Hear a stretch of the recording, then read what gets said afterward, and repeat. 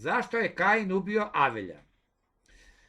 Zato što je Avelj bio pravedan, a Kain je bio nepravedan. Zato što je Avelj bio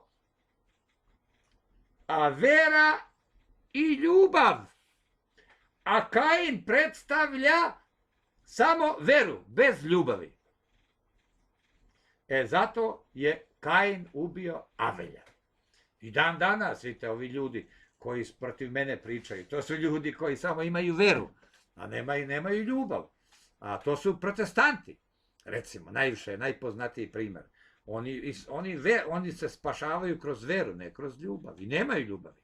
Ja živim ovdje mnogo godina, ja vam kažem nemaju ljubavi. Kad kažem nemaju, ne znači nemaju. Imaju 1%, 2%, 3%, ajde, imaju malo. Ali nemaju mnogo. A neki nemaju ni toliko. Znači, neki baš nemaju ni malo.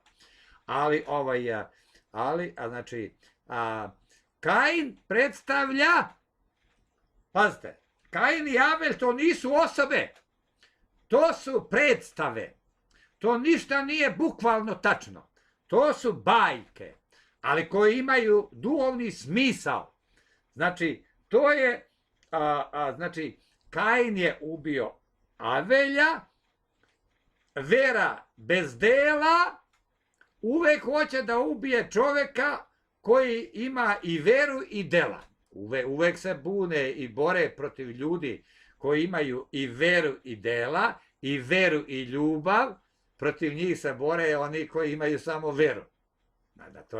To je borba među religijama, među verama, a ne među ljudima. Sada ja sam ti tu rekao nešto u vezi toga.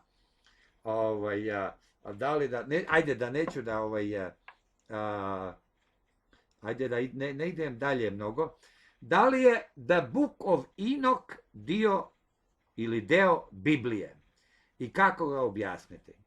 Biblija ima mnogo knjiga koje se u njoj pominju. Ima mnogo knjiga koje se pominju u Bibliji, a njih nema u Bibliji. Znači, nekad je reč Božja bila mnogo veća. Prastara crkva imala je reč Božju daleko jaču i veću od nas.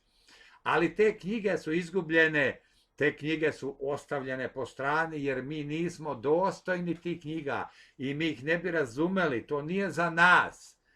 Nije, kako ono se kaže, nije žvaka za seljaka. Znači, te knjige, postoje mnoge knjige koje nisu za nas. Mi smo otpali od njih i one su uzete od nas. Znači, kad bi mi pričali o knjigama, koje knjige sve Biblija ima, pa imaju knjige u Velikom Tataru, u Tatariji, postoje knjige, one prvobitne, ali mi nemamo dostup njima. One nisu date čovečanstvu trenutno. To ljudi čuvaju neki pojedinci.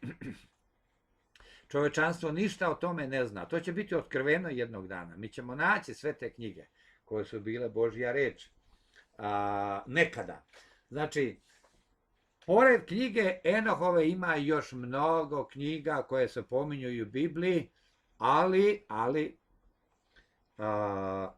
možemo mi, ne treba nama Enohova knjiga, ima dovoljno u Bibliji knjiga i objašnjenja da nećeš stići ceo život ni to da proučiš i da živiš tako da nije potrebno da se zabavljaš Enohovom knjigom. To je za ljude koji su neozbiljni, koji su znatiželjni, hoće da znaju stvari, a ne žive. Živi ti ono što već postoji.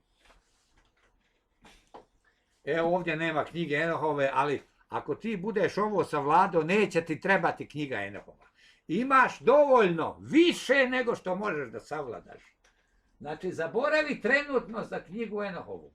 Osim iz nekog ličnog interesovanja, ako baš hoćeš, ali nije potrebno.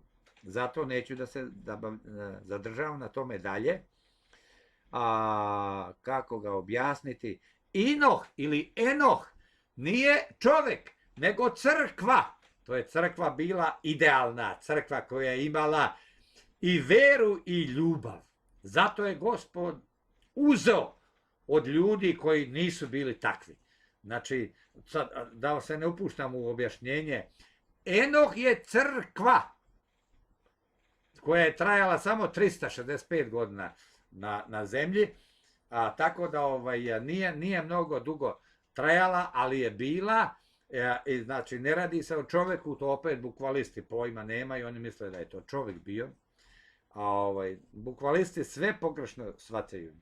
Ali nama je Gospod objasnio šta znači šta.